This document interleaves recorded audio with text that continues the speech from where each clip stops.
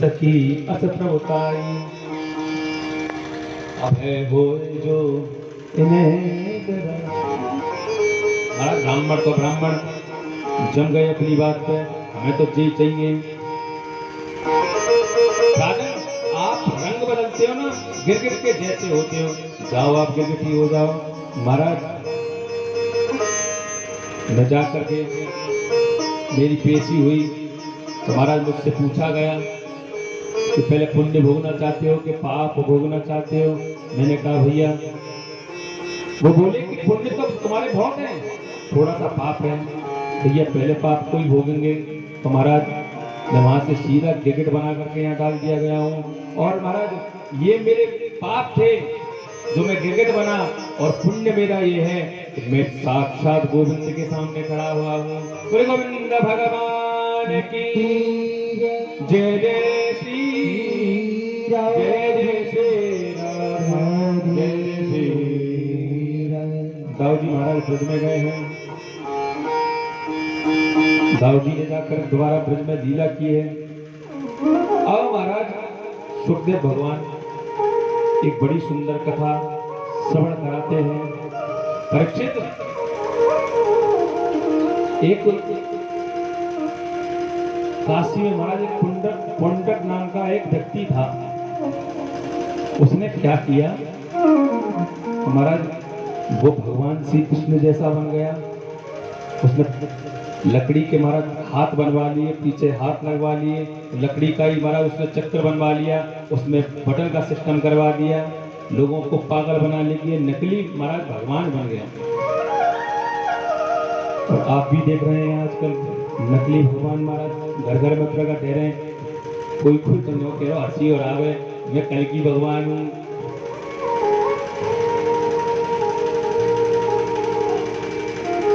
हिमाचल में हम कथा करने गए थे, वहाँ आनंदपुर साहिब से वो नंगल डैम पड़ता है, नंगल डैम के पास में, वहाँ पे एक व्यक्ति सेठ था।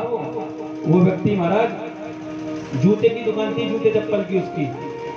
महाराज उसने बोले ये बिजनेस ठीक नहीं है। उसने महाराज अपनी पत्नी को पार्वती घोषित कर दिया। बोले मैं भगवान शंकर हूँ। महाराज स्वामी श्री धराचार्य जी हैं वहां पर। इतनी बुरी तरह नंगल में ही कथा चल रही है, उसी भगवान के गढ़ में ही बैठ करके कथा चल रही है, और वो वहां पे कह रहे हैं भैया आपके नंगल में भी एक भगवान पैदा हो गया है। बोले मैं भी मान लूंगा ये भगवान है।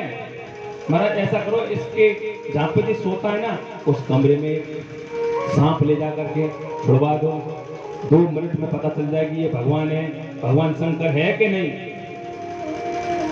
चलो कोई नहीं मानो, सांप से तो ये अपना कैसे भी करके पिंड छुड़ा लेगा, भगवान है ना, ठीक है कोई बात नहीं। मैं अपने आश्रम में से महाराज एक बंदूक लेकर के आ रहा हूँ। महाराज इसमें एक गोली मार करके देखूंगा, भगवान होगा तो ये नहीं मरेगा, और अगर भगवान नहीं हुआ तो मर जाएगा। और तुमको टेंशन लेने की जरूरत नहीं है। बाबा को जेल होगी, बाबा जेल में जाने के लिए तैयार है ऐसे राक्षसों को मारने के लिए। ऐसा ही एक पुंडरक पैदा हो गया महाराज। ऐसे भगवान कब पैदा होते हैं, जब इनके महाराज 2-4 10 शिष्य रह जाएं। जो काशी नरेश था महाराज, इन्हीं का ही शिष्य बन गया पुंडरक का। इस काशी नरेश ने कहा कि तू वासुदेव बन जा, वासुदेव कृष्ण, 4 हाथ लगा के पूरी व्यवस्था इसी ने तैयार की काशी नरेश ने। बोले बहुत दिन हो गए, ऐसा करो एक दूध से पत्र भिजवाओ द्वारका, और उससे उस द्वारकाधीश को समझाओ। सारी बात उसने पट्टी पढ़ा दी महाराज। इस पुंडरक ने पत्र लिखवाया दूध से। बोले लिखो इस पत्र में कि तू नकली है और असली वासुदेव कृष्ण श्री कृष्ण मैं हूँ, और जो अगर तूने 2 दिन में ये बात नहीं मानी तो तेरे लिए ठीक नहीं होगा। हम उससे मिलने के लिए वहां पर तेरी द्वारका में ही आएंगे।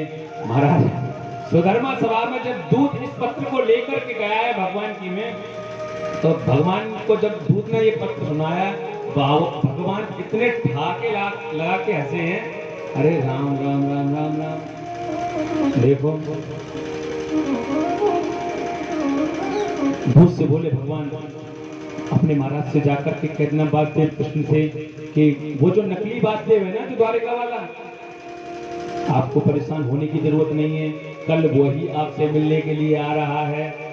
महाराज दूत ने जाकर के इस पुंडरक से कहा है, महाराज आपको जाने की जरूरत नहीं, वो द्वारकाधीश वाला ही जो नकली कृष्ण है वही आपसे मिलने के लिए आ रहा है। महाराज इसके हाथ पैर फूलने लगे भगवान कृष्ण का नाम सुन करके। अगले दिन भगवान जब इसके यहाँ पहुंचे, जब इसको सामने देखा है तो भगवान को बड़ी दया आई इसके ऊपर। इस व्यक्ति ने मेरा कितना चिंतन किया होगा, कितना मनन किया होगा, मेरे जैसा ही बन गया है महाराज। बिल्कुल युद्ध प्रारंभ हुआ महाराज, भगवान पर इसने आयुध चलाने प्रारंभ किए। महाराज इसके सैनिक भी महाराज इसके साथ में बोले। महाराज इसने एक बाण छोड़ा भगवान श्री कृष्ण पे और भगवान श्री कृष्ण के हाथ में जाकर के बाण लगा। महाराज इसके जो चेले चपाटे थे वो बोले पुंडरक भगवान की।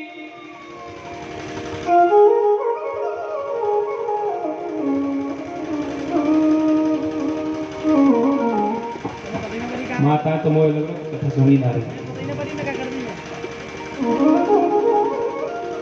बोले पुंडरक भगवान की।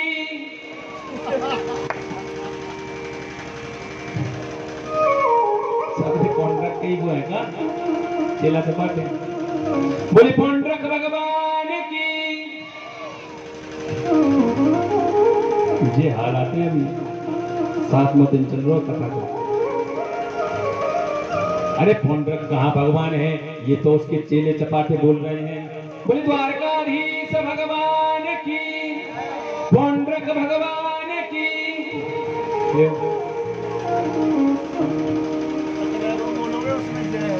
जय चलो भैया जैसी तुम्हारी। भगवान ने महाराज जब देखा इस पुंडरक ने क्या किया, बटन दबाया, इसका चक्र उड़ना महाराज शुरू हुआ और निकल करके महाराज थोड़ी देर तो उड़ा। थोड़ी देर बाद क्या हुई, इसकी बैटरी लो हो गई, डिस्चार्ज हो गया, डिस्चार्ज होकर नीचे गिर पड़ा। भगवान ने महाराज अपने चक्र को आदेश दिया है, चक्र से जा करके महाराज पुंडरक का सर धड़ से अलग कर दिया है महाराज चक्र भगवान ने। बोली सुदर्शन भगवान की। महाराज भगवान ने इसको सारूप्य नामक मुक्ति दी है। बेचारे ने पूरा कितना मेरा मनन ध्यान किया होगा, सारूप मुक्ति प्राप्त कराए हुए। आगे सुखदेव भगवान कथा श्रवण कराते हैं बलराम जी द्वारा। द्विवेद नाम के बंदर का महाराज वध हुआ और भगवान के दिनचर्या महाराज नारद जी देखने के लिए आते हैं कि भगवान गृहस्थाश्रम में क्या कर रहे हैं अपने में। नारद जी जहाँ हमारे गृहस्थाश्रम देखने के लिए गए कि महाराज आजकल एक तो समझ ना रही, जी 16,108 मिनट कैसे संभाल लें, ने कहा देखते हैं हम। अरे भैया एक आ जाती है तो सर के बालों को उड़ा देती है, बेचारा गंजा हो जाता है।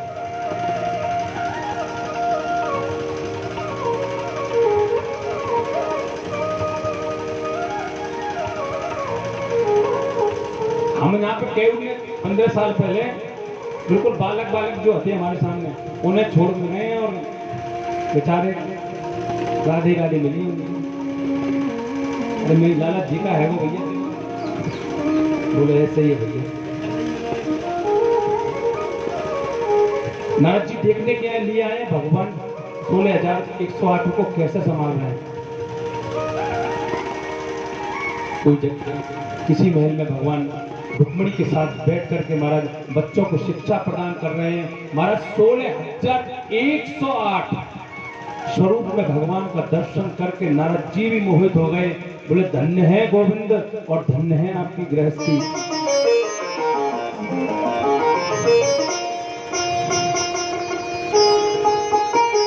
भगवान इंद्रप्रस्थ के लिए गमन भगवान का यहाँ पे सुखदेव भगवान बताते हैं परीक्षित को। जरासंध के वध की कथा श्रवण करा रहे हैं। एक बार जब राष्ट्रीय यज्ञ की बात युधिष्ठिर ने करने के लिए सोचा तो एक बार परीक्षण करके देखा गया कि कोई राजा ऐसा नहीं बचा हो जिसको हमने नहीं जीता हो। महाराज सबको जीत चुके थे, सिर्फ एक ही बचा था, जरासंध, जिसको अभी नहीं जीत पाए थे। भगवान भीम और अर्जुन को लेकर के ब्राह्मण का स्वरूप धारण करके, और महाराज ये ब्राह्मण भक्त तो बड़ा ब्राह्मणों की बहुत सेवा पूजा किया करता था। ब्राह्मणों की वजह से तो महाराज इसको विजय प्राप्त हुई और भगवान रण को छोड़ करके भागे थे। महाराज इन्होंने जाकर के ब्राह्मण का स्वरूप बना करके और जरासंध के दरवाजे पहुंच गई। भिक्षाम देहि, राजा उनको भिक्षा दे। बोले क्या भिक्षा चाहिए? बोले द्वंद्व युद्ध चाहिए। बोले मैं तो पहले ही तुम्हारे शरीर को देख करके समझ गया था कि तुम ब्राह्मण नहीं हो, पर कोई बात नहीं, ब्राह्मण का स्वरूप ही लेके आए हो तो तुम जो अगर युद्ध मांग रहे हो तो मैं युद्ध दूंगा, पर सत्यता बताओ तुम हो कौन? भगवान श्री कृष्ण बोले मैं हूं वासुदेव कृष्ण। अरे रण छोड़, डरपोक कहीं के, बोले मुझसे युद्ध कर लो। बोले नहीं, डरपोकों से, अगर जो रण को छोड़ करके भाग जाए उससे क्या युद्ध करना, डरपोकों से मैं नहीं करता। भगवान बोले अर्जुन से कर लो। बोले अर्जुन? अर्जुन तो बच्चा है मेरे सामने। हाँ, ये जो भीम है ना, भीम मुझे लगता है कि ये मेरे साथ में युद्ध कर सकता है। जैसे ही भीम का नाम लिया तो भीम जी महाराज भूल करके कुप्पा बोले कि हमसे ज्यादा कोई बलवान नहीं। भगवान बोले चलो दादा पहले आगे बढ़ो तो सही, हम बताएंगे कौन। महाराज खूब युद्ध हुआ है महाराज, पूरा दिन युद्ध होता था और रात में आपस में बैठ करके एक साथ भोजन करते थे, ऐसा युद्ध था ये। महाराज भीम दादा की नस नस ढीली कर दी इसने, इतना पटक पटक के भीम दादा को मारा है। भीम दादा बोले सुनो, तुम यहाँ पे जरासंध को मरवाने के लिए लेके आए हो कि मुझे मरवाने के लिए लेके आए हो? जो अगर आपने कल तक वध नहीं करवाया ना तो मैं इस अखाड़े को छोड़ करके भाग जाऊंगा, मेरे बस की बात नहीं है। भगवान कहते हैं, भगवान किसी का अभिमान नहीं छोड़ते महाराज। जो अहंकार था वो भीम दादा का खत्म, अब तो शरण में आए। भगवान बोले जब तुम रोज युद्ध करते थे मेरी तरफ तुम्हारी नजर नहीं रहती थी, अब जो अगर तुम युद्ध करो तो मुझसे नजरों से नजरें मिलाकर के युद्ध करना। दादा समझ गए वो, ठीक है। जहां महाराज भीम दादा ने जरासंध को उठा करके पटक मारी है महाराज, ठाकुर जी ने एक तिनका उठा करके तोड़ करके ऐसे फेंक दिया है महाराज। भीम दादा ने बीच में से चीर करके विपरीत दिशा में फेंक दिया है, जरासंध मर गया है। गुरु गोविंद भगवान की जय, श्री राम जय श्री राम।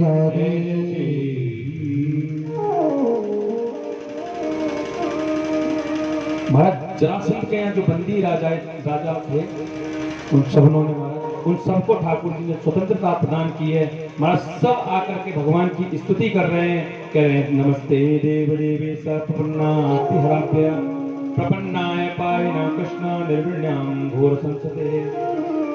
प्रभु श्री कृष्णाय वासुदेवाय हरे परमात्मने प्रणतक्लेशनाशाय गोविंदाय नमो। ये मंत्र जो मैंने पढ़ा है, श्री कृष्णाय वासुदेवाय हरे परमात्मने प्रणतक्लेशनाशाय गोविंदाय नमो नमः। ये मंत्र आप सबको याद करना चाहिए। ये इतना सुंदर मंत्र है, जब कभी आप कोई विपत्ति में आए महाराज, कृष्णाय वासुदेवाय दोनों हाथ खड़े करके गोविंद से कह दें, कृष्णाय वासुदेवाय हरे परमात्मने प्रणतक्लेशनाशाय गोविंदाय नमो नमः। इतना सुंदर मंत्र है। जब कभी आप घर से बाहर निकले, ये मैं गारंटी से कह रहा हूं, आपका कभी एक्सीडेंट नहीं होगा। इस मंत्र का 11 बार जाप करके निकले कहीं जाना हो तो। कृष्णाय वासुदेवाय हरे परमात्मने प्रणतक्लेशनाशाय गोविंदाय नमः।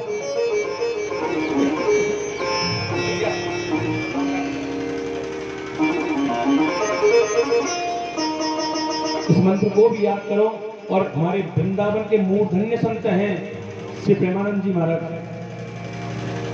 वो कहते हैं भाई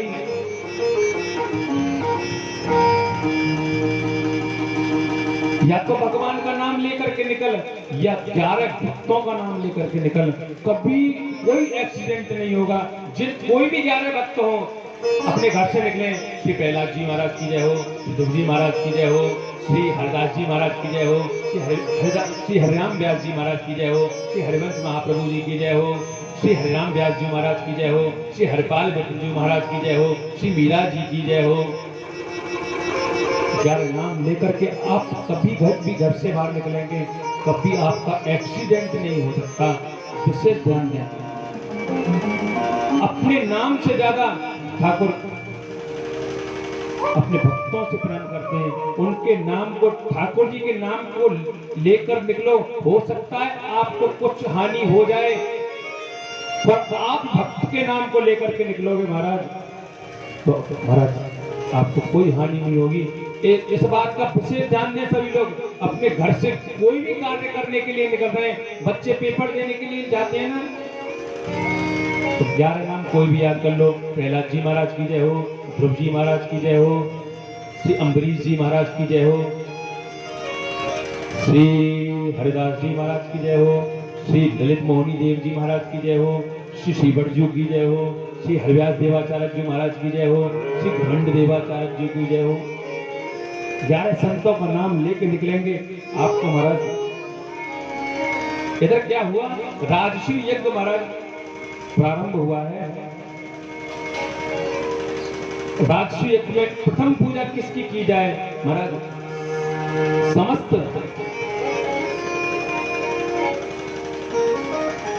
युधिष्ठिर आदि जो पांडव थे और जितने गुणीजन थे, सबने मिलकर के एक निर्णय लिया कि प्रथम पूजा तो भगवान गोविंद की होनी चाहिए।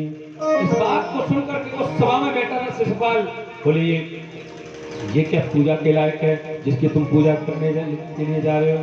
भगवान को गाली देना प्रारंभ कर दिया। महाराज जब ये प्रकट हुआ ना, जब ये अपनी माता की गर्भ से महाराज बाहर निकला, तो इसके 4 हाथ थे शिशुपाल के। ब्राह्मणों ने कहा जिसके महाराज हाथ में, जिसकी गोदी में जाकर के इसके 2 हाथ कम हो जाएंगे, समझ लो उसी के हाथ से ये मरेगा। अचानक में भगवान कृष्ण पहुंच गए, उन्होंने इसको गोदी में लिया तो इसके 2 हाथ गायब हो गए महाराज। शिशुपाल भुआ का ही लड़का है महाराज। भगवान भुआ ने कहा बेटा इसको मारना मत तुम। भगवान बोले ये मुझको 100 गाली देगा तब तक इसको मैं क्षमा करूंगा। मैं वो हुआ पर एक तो एक गाड़ी पे जाकर खत्म ही कर दूंगा। कोई बात नहीं महाराज, यहाँ पे इसने गाली देना प्रारंभ किया है, बहुत बड़ा बुरा भगवान को कहने लगा है महाराज। जब 100 गाली पूरी हो गई, भगवान ने कहा शिशुपाल आप सावधान हो जाओ तुम। बोले नहीं, वो तो महाराज एक रट लगा रखी उसने गाली देने की, खूब गाली दे जा रहा है। भगवान ने चक्र को आदेश दिया है, चक्र में जाकर के महाराज उसका चक्र से इसका सर धड़ से अलग हो गया महाराज। इसमें से ज्योति निकल करके गोविंद के चरणों में महाराज ज्योति व्याप्त हुई है। गुरु गोविंद भगवान की जय जय श्री राम, जय जय श्री राम, जय श्री राम। अब जो कथा सुखदेव भगवान परीक्षित को श्रवण करा रहे हैं, भगवान के एक सखा थे महाराज,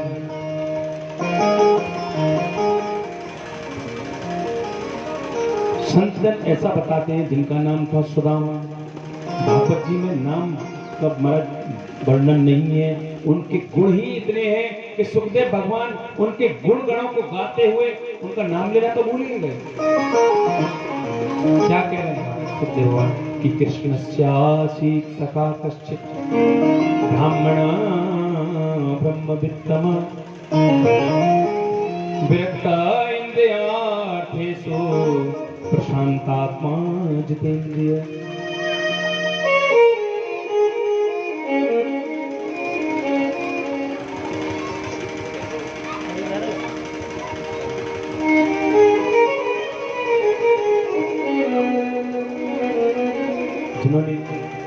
पूरा जीवन गोविंद के ही नाम करते। कृष्णस्यासीद सखा कश्चित, यह सुखदेव भगवान कहते हैं नाम नहीं ले रहे किसी का।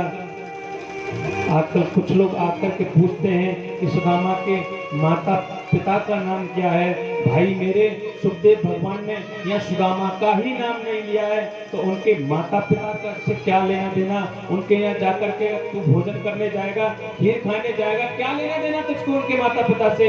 अरे तू उनके गुण देखना। पर नहीं साहब, इस आदमी को बाल की खाल निकालने की आदत पड़ गई है।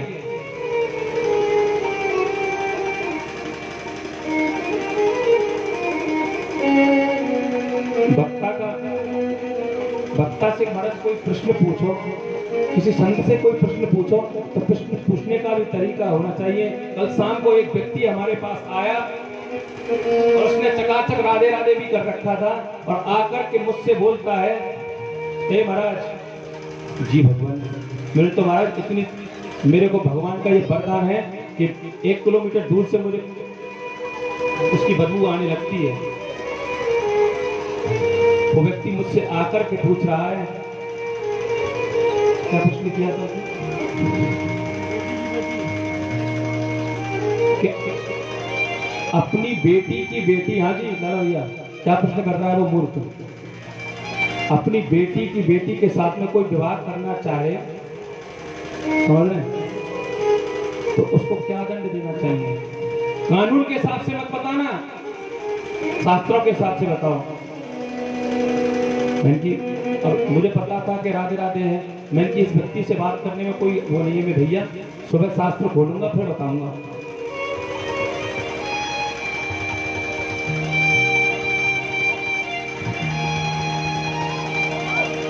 अरे यार, नशा करना है तो ठाकुर जी के नाम का कर, क्या दारू के चक्कर में पड़ा हुआ। नहीं मानूंगा मैं, नहीं मानूंगा मैं, तो पिए चले जाऊंगा। पी भाई, कोई बात नहीं। जो महारोग नाम के नरक में जाकर के तुझको घेरा जाएगा महाराज, वहां 28 प्रकार के नरकों में महाराज इसका वर्णन है। महाराज लोहे को पिघला करके जो शराब पीने वाला व्यक्ति होता है, उसके मुंह में महाराज गरम गरम लोहा डाला जाता है। ना जी, तो वैसे कहवे की बात है, ये सब सत्य थोड़ी ना है बेटा। जिस दिन तेरे पे बीतेगी ना, उस दिन तुझको सब सत्यता समझ में आ जाएगी। जब तक हम पे बीतती नहीं तब तक हम समझते नहीं। अरे नशा तो ऐसा होना चाहिए कि जो एक दिन हरिनाम हमसे नहीं हो तो हमारे हृदय में घबराहट होने लग जाए, ये इसको कहते हैं नशा। पड़ा हुआ है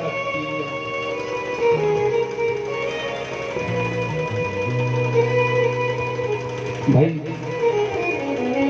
एक बार अपने जीवन में नाम का नशा लगा करके तो देखो, अमृत की धार बरसने लग जाएगी। जो कहते हैं ना, ये संसार नहीं छूटता, ये गरबा नहीं छूटते। लाला भैया सच मान लेना, भागवत जी के सानिध्य में हृदय से ये बात बोल रहा हूँ। एक बार नाम करके देख लेना, इतनी शक्ति है मेरे गोविंद के नाम में, सब चीज अपने आप छूट जाएंगे। हृदय से कह रहा हूँ, सत्य मान लेना।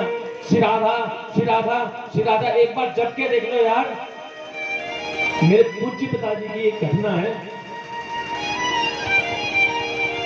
पिताजी रास मंडली रास करते थे पिताजी। हमको भी कृष्ण बनने का हमारा रास में सौभाग्य मिला है, और जो शरीर में जो रक्त दौड़ रहा है वो भी सब रास बिहारी का ही। एक व्यक्ति पंजाब में,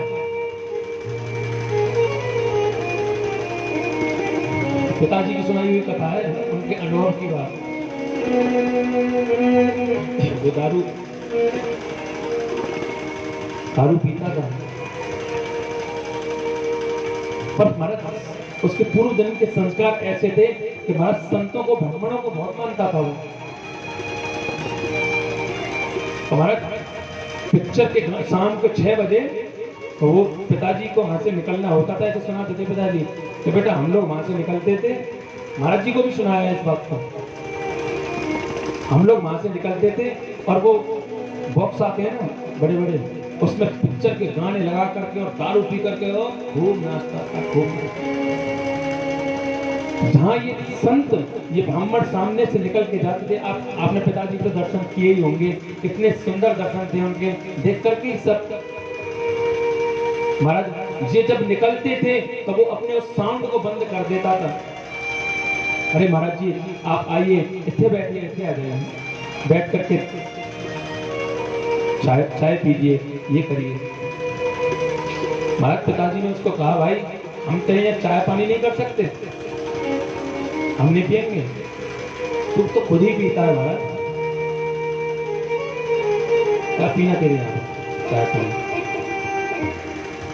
आप कैसे चाय पिएंगे ये बताइए। बोले जिस दिन तू पीना छोड़ देगा हम तेरे यहाँ चाय पीना प्रारंभ कर देंगे। बोले मैं आज प्रतिज्ञा करता हूँ आज से ही, आज से छोड़ दूंगा। महाराज उसने कह तो दिया पर वो पीना नहीं छोड़ा। अगले दिन फिर ये निकल के आए महाराज, देखा उसको, ओ महाराज जी अस्सी को माफ करना जी, अस्सी रह नहीं सकते इसके बगैर। पिताजी बोले अच्छा कोई बात नहीं है भाई, ठीक ठीक, तू पी रहा है ना, पी, इस पिक्चर के गानों को बंद कर दे और एक पैक की जगह दो पैक पी, और इसके साथ में हरे कृष्ण कृष्ण कृष्ण हरे हरे, हरे राम राम राम हरे हरे, हरे कृष्ण इस महामंत्र का संकीर्तन किया गया। हाँ ये बात मैं मानता हूँ, ये काम करना, ये पिक्चर के गाने तो नहीं चलाएगा, बोले नहीं चलाऊंगा। महाराज हर साल जाते थे पिताजी पंजाब रासलीला करने, 2 साल बाद मैं भी गया था उस स्थान पे, और उस व्यक्ति के यहाँ पे हमने भोजन भी किए, पूरे मंडल के लोगों ने भोजन भी किए। महाराज वो नाम का प्रभाव उसके जीवन में ऐसा हुआ कि महाराज जो 6 बजते ही दारू के पैक लगा करके पीता था, महाराज उसने क्या किया, ठंडाई मंगा ली, ठंडाई, और महाराज खुद भी पीना शुरू कर दिया और दूसरों को भी ठंडाई पिलाना शुरू कर दिया, और हरि नाम करते करते करते करते महाराज दुष्टों कहते हैं शराब नहीं छूटेगी, अरे तू नाम कर, प्याज लहसुन भी छूटेगी, दारू भी छूटेगी, तू कुछ नहीं कर सकता।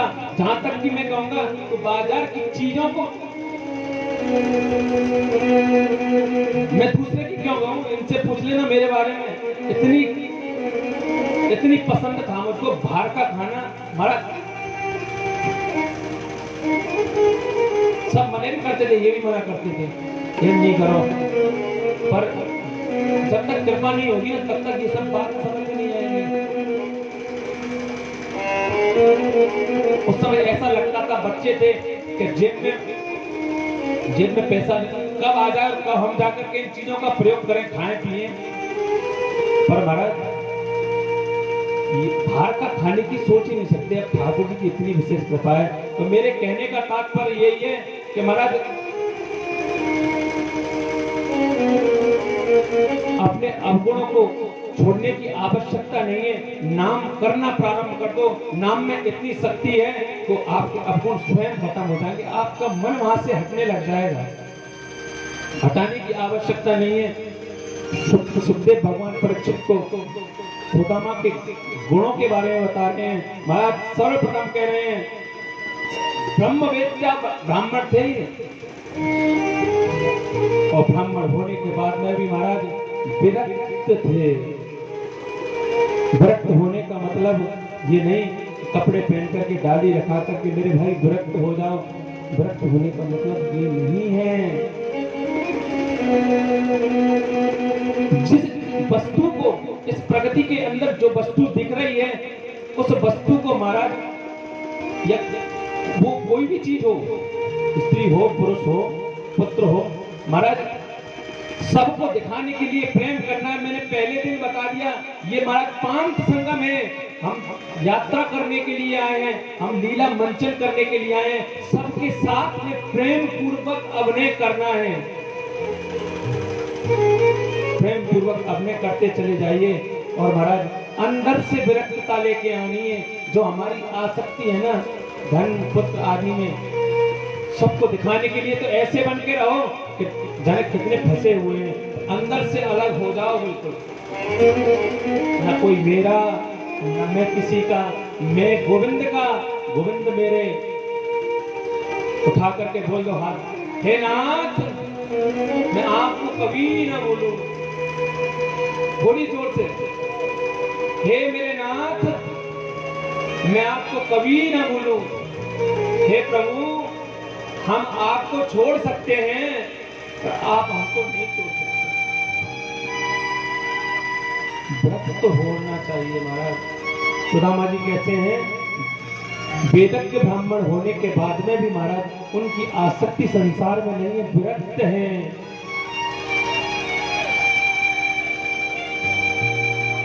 इंद्रियों पे जिन्होंने अपने 10 इंद्रियों पे महाराज जिन्होंने अपना आधिपत्य जमा रखा है, ऐसे सुदामा जी महाराज आंख हमारी क्या देखना चाह रही है, हमको वो नहीं देखना। जो हम देखना चाह रहे हैं वो हमारी आंख देखें, जो हम सुनना चाह रहे हैं वो हमको नहीं, जो हमारे कान सुनना चाह रहे हैं वो हमको नहीं सुनना है, जो हम सुनना चाह रहे हैं वो हमारे कान सुने। प्रशांत आत्मा बिल्कुल शांत है, किसी से कोई लेना देना नहीं है। कोई अपमान भी करके चला जाता है। हमको भी भाई ऐसे बहुत से लोग मिलते हैं।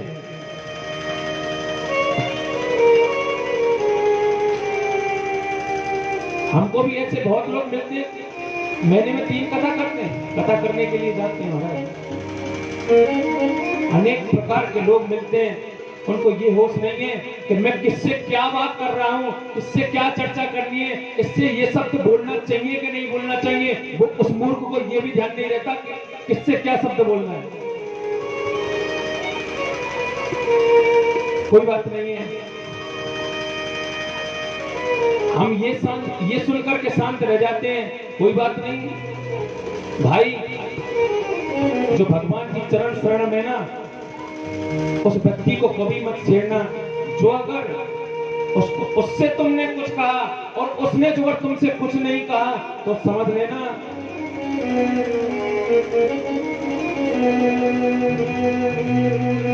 फिर वो देखेगा तुमको। जो अगर हमारे घर में ब्राह्मण आए हैं, संत आए हैं तो उनसे सभ्यता से बात करनी चाहिए हमको। असभ्यता का परिचय नहीं देना चाहिए। शांत आत्मा जितेंद्रिय महाराज, इंद्रियों पे जिनका निग्रह है, ऐसे सुदामा जी महाराज जो श्लोक भागवत जी में वर्णन है महाराज, भीख नहीं मांगते थे। लोगों ने आजकल सुदामा जी को भिखारी बना करके रख दिया है। यहाँ पे सुखदेव जी महाराज कहते थे कि जो लोटा लेकर टिफिन लेकर डोलते हैं ना पंडाल में, ये बहुत गलत बात है। सुदामा जी भीख नहीं मांगते थे, सुलोचन वृत्ति से रहते थे। सुलोचन वृत्ति का मतलब है किसी खेत में से अन्न निकाल दिया गया हो तो महाराज जैसे अन्न निकाल लेते हैं ना खेत में से, भरते हैं, भरते समय जो अन्न महाराज खेत में गिर गया उस अन्न को बीन लेना। अनाज मंडी हो जहाँ पे अनाज मंडी में जाकर के अन्न गिर गया हो उसको बीन करके महाराज उसको ला करके उसको खा करके गोविंद का नाम, गोविंद के भजन करते थे। एक दिन महाराज गोविंद पे भी नहीं देखा गया।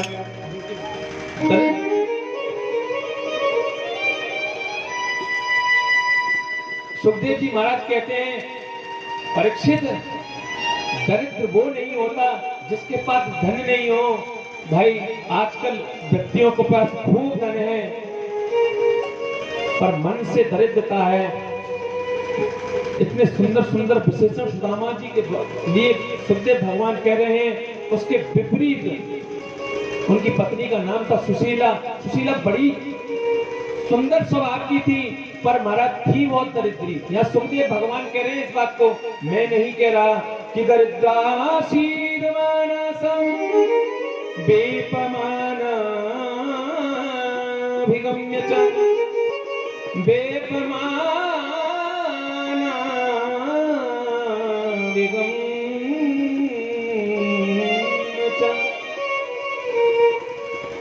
महाराज उनको धन के लिए बहुत हाय थी, दिन रात कहीं से धन आ जाए ऐसी सोच वाली थी वो। सुदामा जी के यहाँ पे महाराज लोगों के यहाँ तो महीने में 2 एकादशी होती है, सुदामा जी के यहाँ तो पता नहीं कितनी एकादशी होती थी। जिस दिन घर में सुदामा जी द्वारा कुछ नहीं लाया जाता, माँ कह देती बेटा आज एकादशी है, आज जल पीकर नहीं सोना।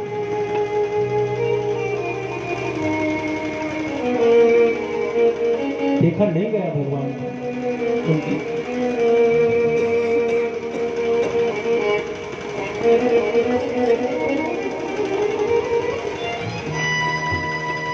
भगवान एक संत का भेष धारण करके सुशीला के दरवाजे पे आकर, सुदामा जी नहीं थे घर पे, सुशीला से आकर के महाराज भगवान कहते हैं देवी कुछ भिक्षा मिलेगी क्या? सुशीला कहती महाराज हमारे घर में सूतक लगा हुआ है, हमारे घर में हम भिक्षा नहीं दे सकते महाराज। ब्राह्मण पूछते हैं क्यों देवी, किस बात का सूतक लगा है? किसी का जन्म हुआ है या कोई मर गया है? सुशीला कहती है महाराज ना हमारे घर में कोई मरा है, ना किसी का जन्म हुआ है महाराज। हमारे यहाँ पर तो हमारा दरिद्र रूपी सूतक लगा हुआ है महाराज, ये दरिद्र है हमारे यहाँ, आप चाहें तो इसको ले जा सकते हैं। तो ब्राह्मण स्वरूप गोविंद बोले देवी आपको पता है आपके जो पति हैं उनके मित्र स्वयं द्वारकाधीश भगवान श्री कृष्ण हैं, आप उनके पास उनको क्यों नहीं मिल देती? आज तक सुशीला को भी नहीं बताया महाराज। तो भगवान श्री कृष्ण मेरे मित्र हैं। ब्राह्मण इतना कहकर के चले गए, सुदामा जी घर पे आए तो ब्राह्मणी सुशीला कहती है भगवान मैंने ऐसा सुना है कि आपके भगवान श्री कृष्ण आपके मित्र हैं। हाँ देवी बचपन के मित्र हैं, तो आप उनके पास क्यों नहीं चले जाते, उनसे कुछ ना कुछ धन की प्राप्ति हमको हो जाए। ननुम ब्रह्मन् भगवती सखा साक्षात्। बड़े प्रसन्नता से कहते हैं परीक्षित आज श्री सुदामा जी महाराज द्वारका जाने के लिए तैयार हो गए। सुशीला से बोले सुशीला मित्र के घर कभी खाली हाथ नहीं जाना चाहिए। मित्र के घर, गुरु के घर, अपनी कन्या के घर और भगवान के मंदिर में या भगवान की कथा में कभी खाली हाथ नहीं जाना चाहिए। तुलसी पत्र फूल कुछ ना कुछ जरूर लेकर के जाए। पत्रम पुष्पम फलम तोयम जे जो भी भीतापेक्षति, जो आप ले जाना चाहें। महाराज सुशीला जी गई हैं 4 घर में, महाराज 4 घर से चावल लेकर के आई। किया चित्वा चतुरो मुष्टि विप्रान प्रतकुतंडुलाम शैलखंडेन तान बद्ध्वा वर्तके पादुपापये। 4 मुट्ठी तंडुल लेकर के आई और ले जाकर कोई कपड़ा भी नहीं है महाराज, अपनी साड़ी में से ही महाराज कपड़ा फाड़ करके सुदामा जी के लिए उन 4 मुट्ठी चावलों को बांध देती है। सुदामा जी कहते हैं देवी गोविंद के लिए आपका कोई संदेश हो तो बताइए, मैं निकलता हूं।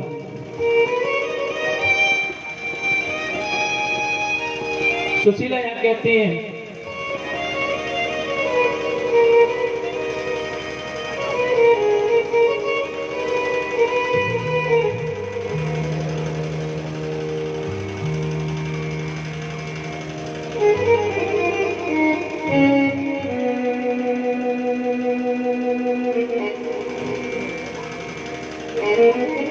एक संदेश उनसे जाकर के कह देना,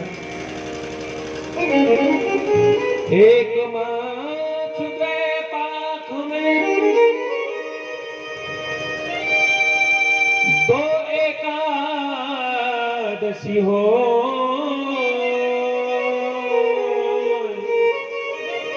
तेरे घर गोपाल जी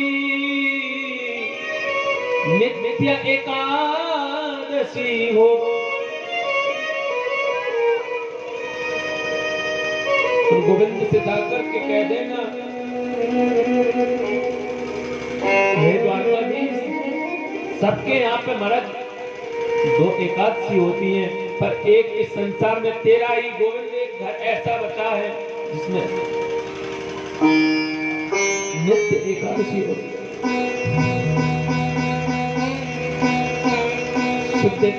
भगवान कहते हैं, परीक्षित सुदामा जी चल दिए महाराज।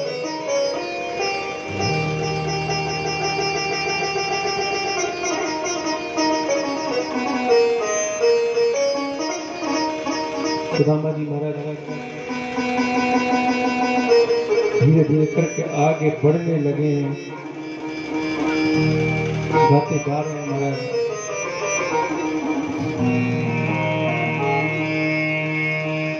कि मुझसे अधीन जो तारे न जाएंगे,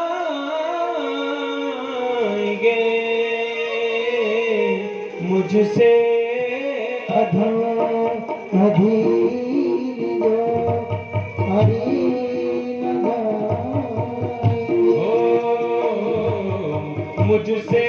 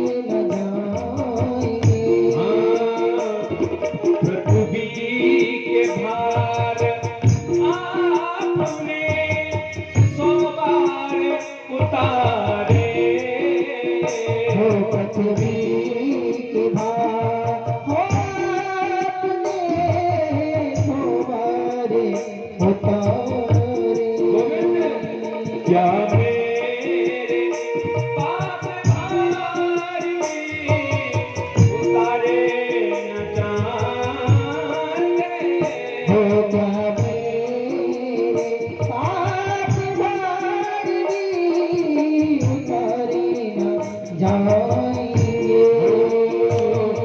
कब तक न चरण आपके, कब तक न चरण आपके, तब तक चरण न आपके, कब तक चरण आपके, हो सिवाएंगे हो जग बिंदु में जब तक ये पकड़े न जाएंगे। मुझे से नदी दो तारे न जाएंगे, तारे न जाएंगे, वो तारे न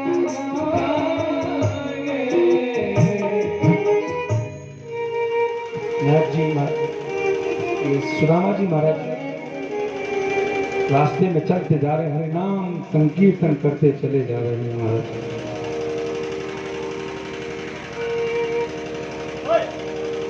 रास्ते में एक नदी पड़ी है महाराज,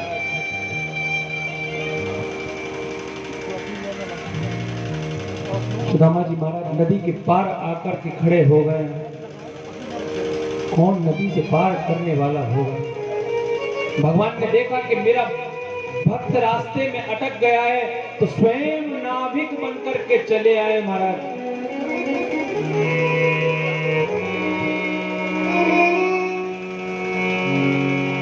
और गाते चले आ रहे हैं नाविक में, नाविक हो जग नैया हमारे वो जग नैया हमारा, हो नैया में हम हैं और हम में संसार।